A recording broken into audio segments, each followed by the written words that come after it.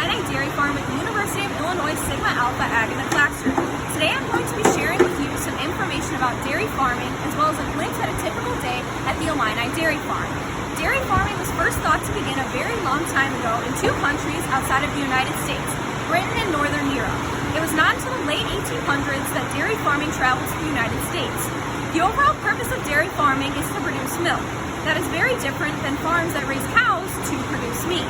You may be thinking, how does milk from the cow get to your cereal in the morning?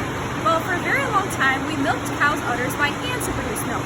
Now, we have very advanced technology that we attach to all four quarters of the udder that pumps the milk out automatically. The areas we do this in are called milking parlors, and at this dairy farm, we can milk up to 24 dairy cows at a time. Cows have a mammary system called udders, which is where the milk comes from. They have four quarters, which allows four different places to be milked.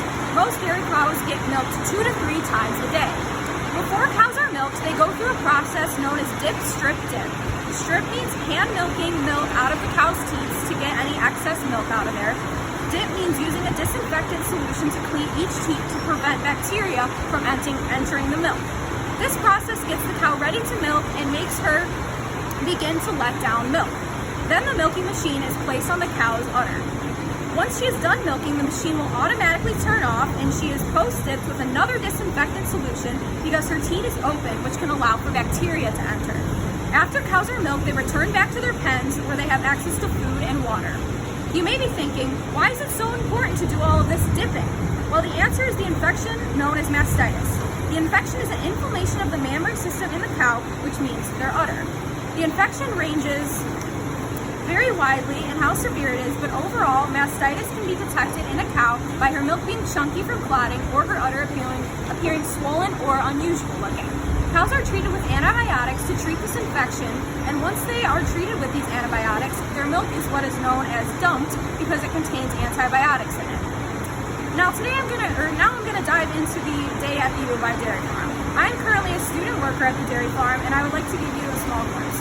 The day begins bright and early at 4 a.m. The cows are moved from their pen or barn into the milking parlor that I spoke of earlier. Then for the next 1.5 to 2 hours, all of the cows on the farm are milked.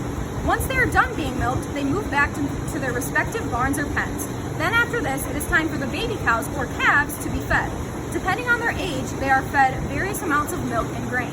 During this process, we also give them any treatments if they are sick, with things such as pneumonia, give them fresh water, and clean their hutches. Then after, student workers like myself perform various chores such as cleaning water troughs of the cows. Then once 3 p.m. hits, the same cows from the morning are moved back into the parlor to be milked for the second time. Following this, the same process repeats for the calves, so we feed them, clean them, etc. Then the day is over on the farm and the process repeats every single day.